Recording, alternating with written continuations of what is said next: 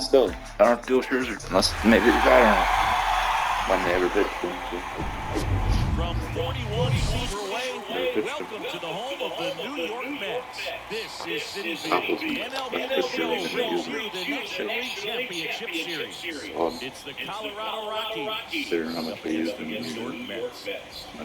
With Chris Singleton, I'm John Schaub. Plenty of storylines taking shape in this series as we set the stage for Game 4, Chris. Well, the number one thing to discuss is just how lopsided this series has been. You get to this point of the season, Boog, you expect both teams to be on pretty even ground, and it's not played out that way at all. And when a team takes care of business with such dominance and gets out to a 3-0 lead, I just can't see this series lasting much longer. Yeah, that's usually the way it goes. But hey, coming back to win the series has been done before. And we'll be back for the first pitch right after this.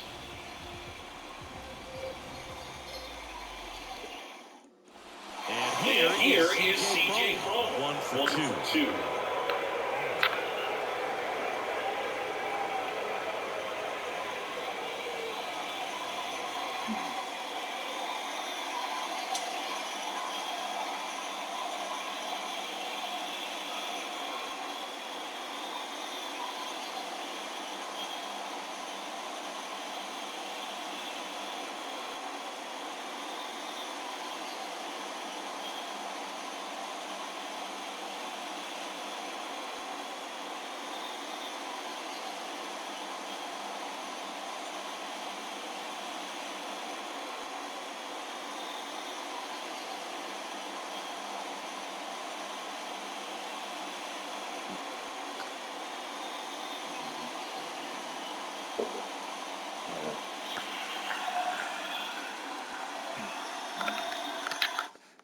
The runner's on, no out, and one runner, Brian.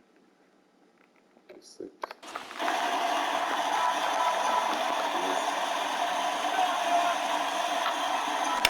Hammer to left. It's gonna go to the wall. Bryant's around second, third. He's gonna stop at third. Long good second to go. Well, that may end up being an at-bat we go back to later on when this game is over. First pitch fastball in a great spot to do some damage. Just squared it up nicely. And a pretty good chance we can see a lead change here. At least a tie ball game with both of those runs in scoring position. Ryan McMahon steps to the plate. Hammer to right. Back at the track, at the wall. It's gone. Just like that, it's 4-2 Rockies. Wow. 2 pitches, and it's 4-2. Just like that, they move in front. It's 4-2. Dialed in right now.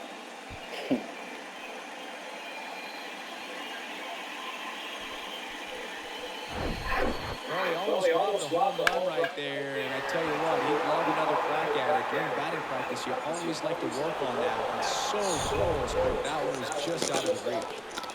Next to hit for the Rockies, Alan Trejo. And a foul ball. It can be tough to bounce back after a big home run, but nobody on, nobody out. You just have to treat it as a fresh inning. Bounced out to short. Zips it across, and that's the first out. Nice recovery after giving up the homer. Now batted Jurickson Profar.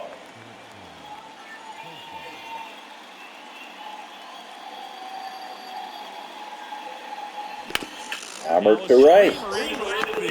That ball's going to get down up against the wall. Over the wall. The double. Wow.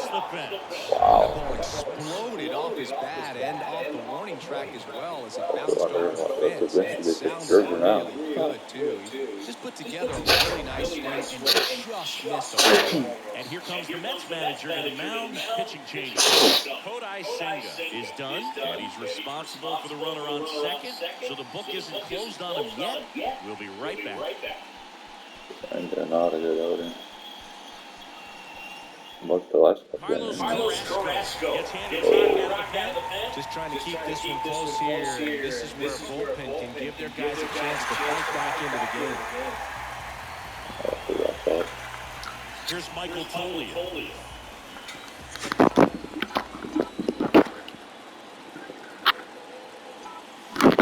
Under right field. Base hit. And it is 5-2. Not in time, the run scores. It's 5-2. A well-oiled Back-to-back machine base right now. hits. You know what they say, he couldn't have thrown it out there any better than that, and certainly the case that time. Just flared it back behind the second baseman and dropped it in there. And it's second with one away. And now it's Elias Diaz.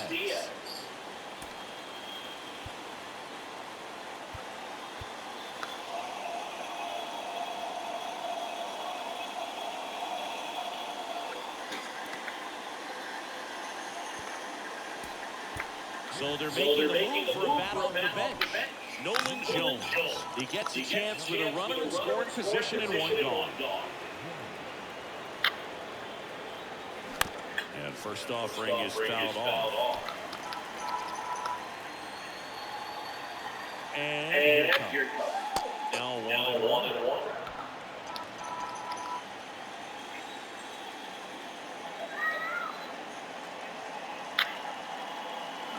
Check swing. He held up. And it's 2-1.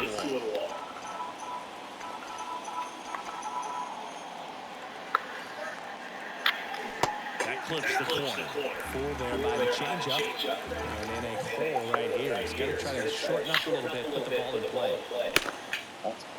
Hard hit, right side. Gets it to first. Fine play in the hole for the out.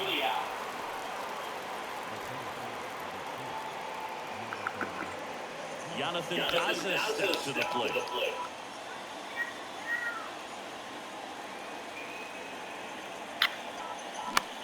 And to left field, 6-1 or 6-2.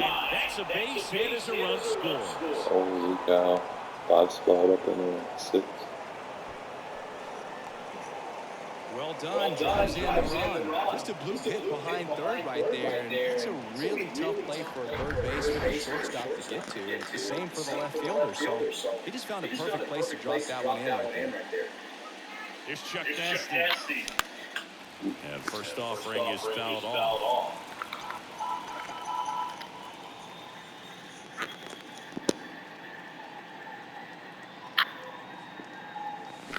It's under right field. And that'll do it. So 5 runs in the inning as they bat around. To the bottom of the 6th we go. 4-5-6 coming up. It's the Rockies 6 and the Mets 2.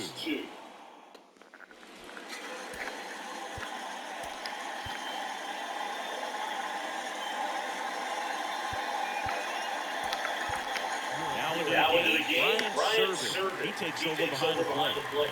And now it's Frankie Lindor.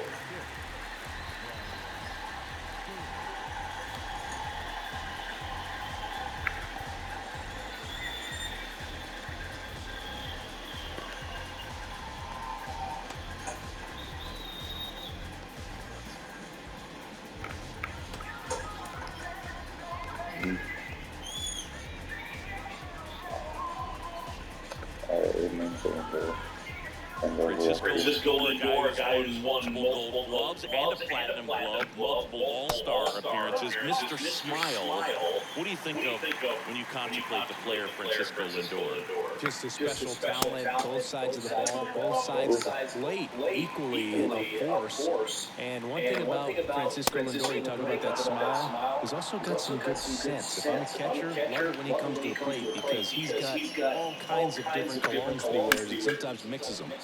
And that one wrapped foul. And a pitch. Knocks that one away, and we'll do it again. The pitch. Nastier. What a pitch. It's a pretty nasty pitch right there. I call it a power curveball in the 80s. It's got so much spin on it, and you really don't have a lot of time to sit back and watch what it's going to do before you have to commit. It's a good one for the swinging strikeout.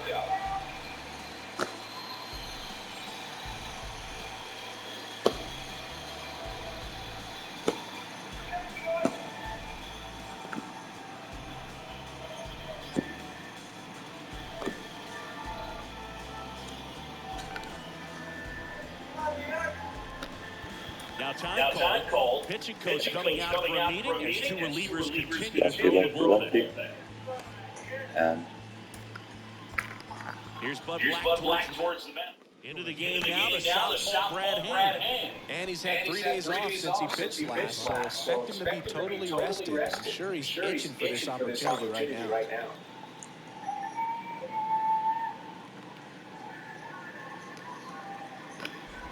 In the box again, takes a strike.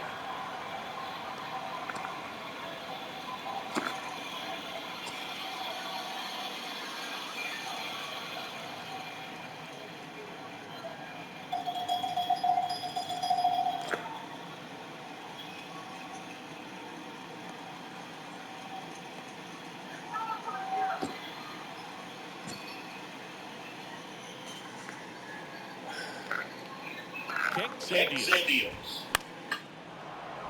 And there's a foul ball.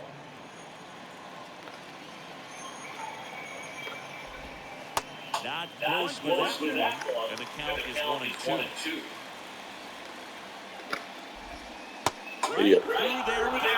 Down on Set him up for that slurve way away and then just This is no secret. That starts it way inside and runs it back. Everyone in the ballpark knows it. It's a massive part of his arsenal, and he'll throw it a lot and in pretty much any count, any situation, and he's going to look to punch guys out as well. I'll tell you what, the effectiveness of that slider is always a big key for him. There's a strike.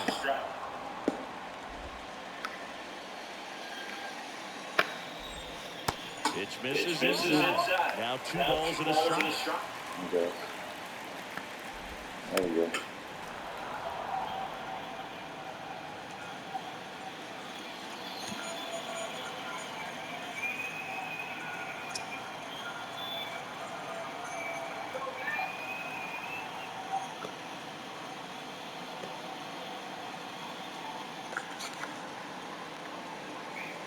Left-hand batter waits. Sick. See ya. Again, sets him up away, gets him out in. 3 up, 3 down that time. Game 4 heads to the 7th inning now. It's the Rockies 6 and the Mets 2.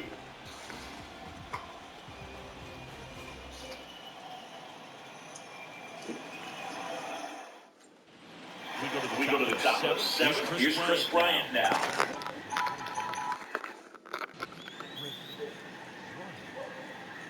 Carrasco back to work. Up the middle. McNeil gets it first. And the leadoff hitter set down to open the 7th. CJ Crow getting ready to hit. Well, he's a 7, 3 week.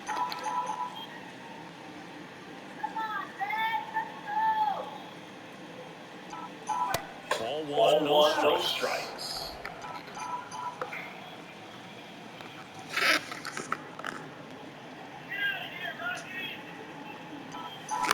That one down the line. Zips it to first. Crow retired.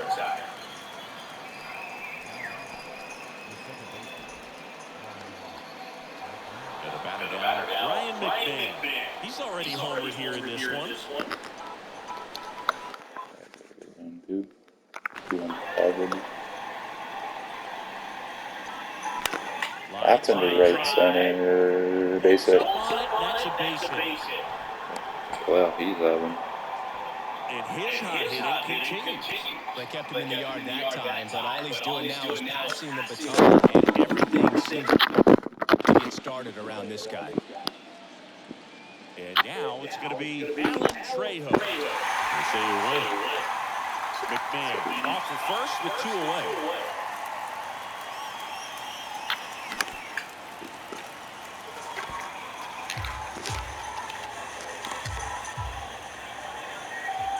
And the righty deals. Hard hit left side. To first. That ends the frame. The Rockies strand one.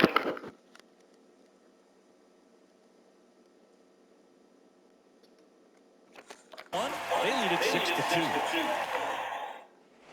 Back here at the ballpark, bottom of the inning. Stepping in for New York, Brett Beatty.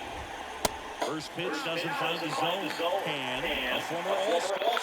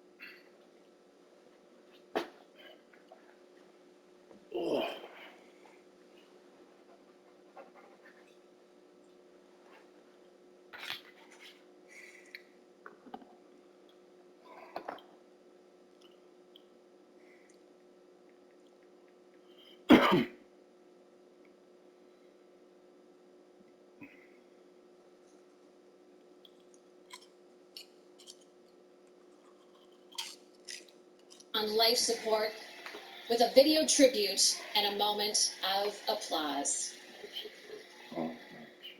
In the second period, it's Jeremy Poirier throwing it on net. Elias Lindholm tipping it home, his first of the preseason, and the Flames lead 1-0. Under 2 minutes left in the third, the Oilers on the power play. Dylan Holloway buries the one-timer, tying it up at 1. We're going to need overtime in this one, and in OT, Flames, they turn it over. Brad Malone sent in all alone, and he is going to pot it 5-hole. That would be the game winner as the Oilers also win 2-1. Jets and Senators owner Michael Anlauer on hand with Ottawa's new president of hockey operations, Steve Stais, the two with a long history dating back to the Hamilton Bulldogs. Second period, Axel Jonsson-Falvey is stopped, but gets it to Jansen Harkins. 25 goals with the Moose last season, and that puts Winnipeg on the board first. Just 29 seconds later, Ottawa answering back. Roby Gerventi from a sharp angle beats Laurent Brossoit. That ties it up at 1. Then the final minute of the frame, Claude Giroux picks off the pass. The nice deep goes to his backhand and roofs it as the Sens win 3-1. To the CFL now, week 17, starting off with a juicy matchup. Top team in the East, the Argos, taking on the team tied for tops in the West, and the Blue Bombers. A rematch of last season's Grey Cup. And the first place in the East already locked up. Toronto resting starting quarterback Chad Kelly. But he still goes through his pregame handshakes there for the boys. First quarter, Cameron Duke making his first quarter start under pressure, finding AJ Ouellette, who gets into the end zone. Duke's first CFL touchdown pass ties the game at 7. Next, Argos drive on first and goal. Duke sprinting into the end zone. Toronto scoring on back-to-back possessions. They led 14-7, but in the fourth quarter, with 4 to go, Winnipeg trailing 2. Dakota Prukop getting in for the go-ahead touchdown as the Bombers win 31-21. Let's keep it going with the Lions and Rough Riders. With a victory, Vernon Adams and BC will secure at least one home playoff game. Second quarter, Lions up 1. Adams hitting Keon Hatcher, who runs it in for the 34-yard score. Adams with 276 passing yards in the half. BC led 19-11 at the break. Then in the third quarter, it's Adams airing it out downfield to Alexander Hollins, who's going to dance his way into the end zone. A 71-yard connection had the Lions up 26-11. Later in the quarter, Adams finding a wide-open Hollins. Again, their second touchdown link-up of the game. The Lions handing the Riders their third straight loss. They win 33-26. And so, looking at the standings, the Argos drop only their second game of the season now, 12-2, but they clinched already first place. In the West, the Bombers go to 11-4 with the win over Toronto, as do the Lions after their win over the Rough Riders. Coming up, the Ryder Cup officially underway as Team Europe looks to make a statement in their attempt to dethrone the United States. Golf highlights in just 90 seconds. Stay with us. Hello, everyone, and welcome to Food Cannabis. Let's start by putting away the car keys. Driving while under the influence of cannabis is both dangerous and illegal. You can lose your license, get stuck with some hefty fines, and even face jail time. Make sure you have a plan for a safe ride home. Designate a driver, plan for overnight guests, call a cab, use public transit. Always enjoy responsibly. And thank you for driving sober. Now let's get cooking. Visit ArrivalLive.org. ArrivalLive, drive sober. With our 360 quality commitment, Jameson Immune Support products are here for you to help support your immune function for moments that matter. Jameson is here for your health. The experts at Jameson are here for your health and wellness. Our Essentials lineup has products that support immune function, gut health, heart health, and the maintenance of good health. Jameson is here for your health. Did you know that the Canada Deposit Insurance Corporation keeps our money safe? Yeah, they protect our deposits in the event of bank failure, right? And it's free and automatic at member institutions. Oh. That's not gonna break. There's lots of things you should leave to the experts, like the dentist. It's a speed hole, or getting a tattoo. Wife's gonna love it. Or doing your own electrical work. Smoking. Sometimes you need an expert. When it comes to my car, I trust the experts at CSN to get me back on the road safely. Welcome back to Golf We Go, and Team USA looking to repeat as Ryder Cup champions after a dominant victory over Team Europe 2 years ago on home soil. But it has been 30 years since they won the tourney in Europe. The Americans losing 6 straight Ryder Cups abroad. And that drought, well, it just might continue after what unfolded on Friday. News of an illness affecting the U.S. players, potentially one reason for the team's lackluster performance. Kicking off day 1 with foursome matches on the par 3 7th, it's John Rahm playing with Terrell Hatton. Good-looking tee shot, hits the flag, leads to a birdie. Rahm and Hatton go on to win and give Team Europe a 1-0 lead. Meantime, Victor Hovland paired with Ludwig Aubert, chipping for birdie on 1. Straight away from Minnesota. Drains it. Team Europe putting another point on the board, leading 2-0 elsewhere. Shane Lowry and his partner, Sepp Straka, at 1. On the par 3 4th, Lowry's tee shot. Nearly perfect. That leads to a birdie. They go on to win as Team Europe takes a 3-0 lead. All right, now over to Rory McIlroy paired with Tommy Fleetwood. Tee shot on 17. Rory sticks it to 2.5 feet. Team Europe sweeping the day 1 morning session.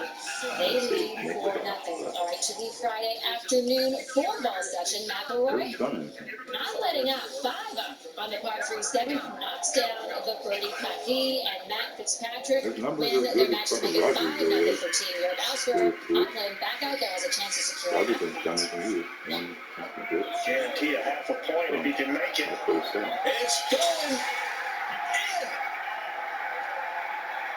Just blow the lid off this place. Hovland, the clutch birdie putt, grabbing a half point for Europe. Elsewhere, Rahm 1 down, and the rough on 16. Chips it up onto the green. Oh, rolls it into the cup for a huge eagle. This match all square. Next hole, Scotty Scheffler looking to answer for his team. The tee shot on the par 3. Nearly lands in the hole, settles a few feet away. The world number 1 just inches from a hole in 1. They win the hole to go 1 up to 18. Back to Rahm, who can salvage a half point if he can make his eagle. And he hits it right in the center of the cup. This match also ending in a tie to make it 6-1 Europe. Last match of the day, Max Homa 1 up on 18 with a putt to win the match and get it to drop, which leaves the door open for Justin Rose, the oldest player on the team at 43, and he does not disappoint. Makes his putt to tie the match, but Europe leading after day 1, 6.5 to 1.5. All right, back to baseball, and the National League wildcard picture has been crazy all month with teams playing musical chairs during September. We've had a lot of math to do, so we want to make it simple for you. The Phillies are locked into the first spot, and as you saw earlier, the Diamondbacks lost to the Astros on Friday. The Marlins control their destiny with the sweep this weekend. They're in. Meantime, the Cubs, Reds, and Padres all needing help over the last few days. All right, Marlins and Pirates. The Marlins a half a game up for the final wild card, but down 3-0 here in the 8th. Luis Ariz pokes it the other way, puts 2 aboard, raising his batting average to 354. Still in the inning, bases loaded. Former Pirate Josh Bell lining it deep and off the wall. A pair of runs scoring on the double. Miami trailing 3-2. Next batter, Jake Berger. The base hit, it finds a hole. A run would score on the single. That was part of a 4-run inning. A huge victory for the Marlins, who come back to take it 4-3. All right, how about the Cubs and Brewers? Bottom of the 5th with the Brewers up 1-0. Carlos Santana rips one into the corner. 2 runs scored, the 37-year-old hustling to third for his first triple since 2019. That makes it 3-zip. Fast forward to the top of the ninth. Caleb Bosley making his MLB debut for his hometown team. A chance for the save. But Ian Happ sending a no-doubter over the wall. That ties it up at 3. We are going to need extra innings to solve this one. Top of 10, bases loaded for Patrick Wisdom. Bosley, a chance for redemption. What a story. 2 strikes, 2 outs. Got him!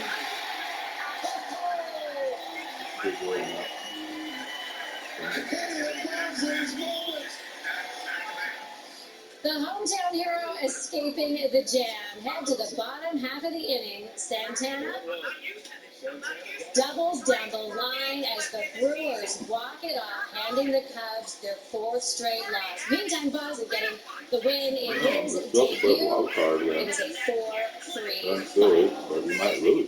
Cardinals and Reds, top of the 2nd. The Reds up 4-0. Jonathan India drills it into the Reds bullpen for the 2-run shot. While rounding the bases, India doing the old Michael Jordan shrug. 6-0 Cincy. Top of the 4th now, 9-2. 2 on Christian Encarnacion Strand hammers it into Big Mac land. The 3-run shot, his 4th home run in his last 5 games. It's 12-2 Reds. Then in the bottom of the 6th, Adam Wainwright, who reportedly wanted one last at bat in his final homestand, comes on to pinch hit, gets a nice ovation, and in the at bat, Wainwright grounds it to India, who throws him out. Wainwright walks off the field to yet another ovation. His Cardinals will lose to the Reds 19-2. So the Diamondbacks losers of 2 straight now, leading the Marlins by just half a game. The Marlins, who have won 2 in a row now, a game and a half, up on both the Cubs and Reds. Arizona and Miami can both clinch their postseason berth with victories on Saturday. Yeah, not one team clinching a postseason berth on Friday, so it is setting up to be an extremely entertaining final weekend in Major League Baseball. Only 7 teams have clinched, with 5 spots still up for the taking. All right, how about World Series favorites Braves? How are they doing against the Nationals? Bottom of 1, Ronald Acuna Jr. on first, getting a great jump inside, safely into second, his 71st stolen base of the season. Later in the inning, Matt Olson delivering a base hit up the middle. Acuna Jr. scores.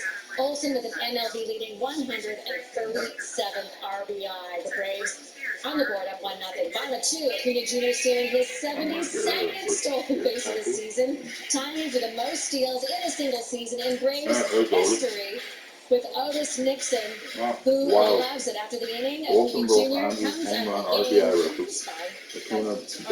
Nationals win 10-6. Okay, coming up after the break, it's the Central 60 featuring a 6'8", 350-pound high schooler finding paper. That and more up next. We're back in 90 seconds. Vancouver entering a brand new NHL season and renewed hopes for the Canucks. A clean slate on a fresh sheet of ice, and what can be better?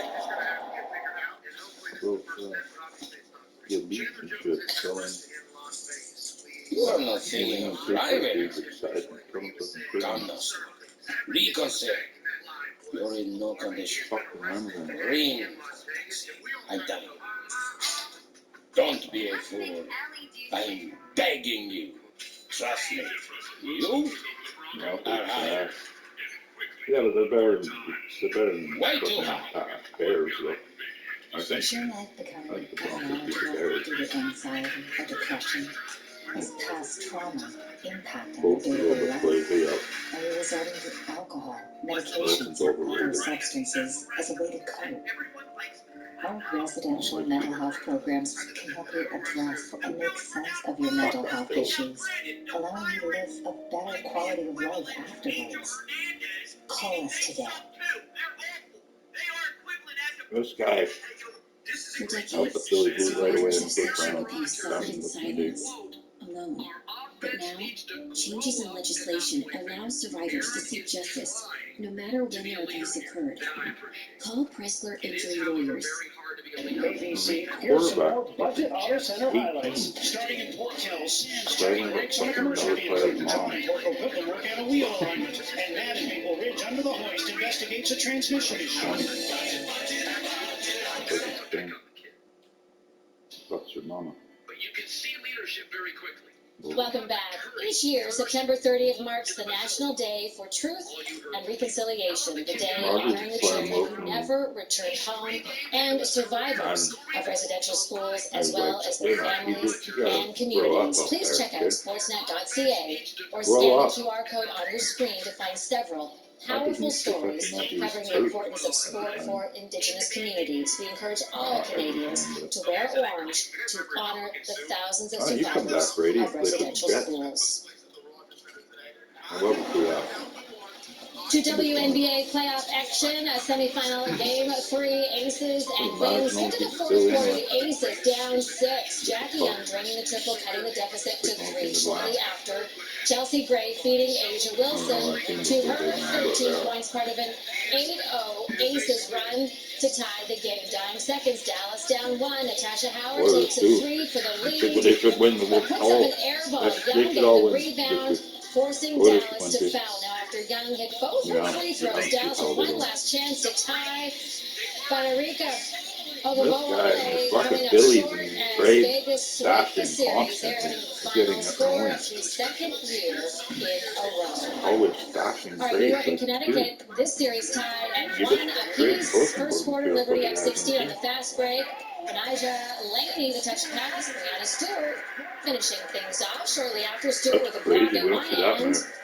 And back the other way, the league's MVP is going to lay it in plus the foul. New York scoring 37 points, the highest scoring quarter in Liberty postseason history. And with that, frustrations boiling over for the Sun as Dejanay Carrington gets into it with her teammate.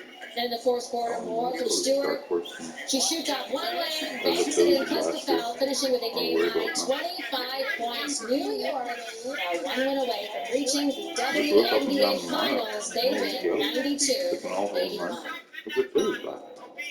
All right, we start this edition of the Central 16 with good news out of the NFL. How about this? According to reports, DeMar Hamlin expected to be active this Sunday against Miami. Hamlin will play in his first game since suffering cardiac arrest back in January. Sticking with football, high school action from Alabama. Check out offensive lineman Jaquan McCroy hauling in the pass, running over a couple of players to find the end zone. He is listed at 6'8", 350 pounds, but looks much bigger against his fellow high schoolers. He's committed to play at Oregon next year. In Kansas City, Matt Duffy's Twins loses his bat and heads right toward the Yankees dugout. But look at John Carlos Stanton reaching out and catching it with one hand like it is nothing. Meanwhile, Grant Williams joined the Mavs this offseason, and he was having fun at Media Day, flexing after every answer he gave to reporters. So, what exactly was going on there, Grant? Is that a dare to flex your muscle after every question answer? Oh, okay. So no popping of the champagne just yet in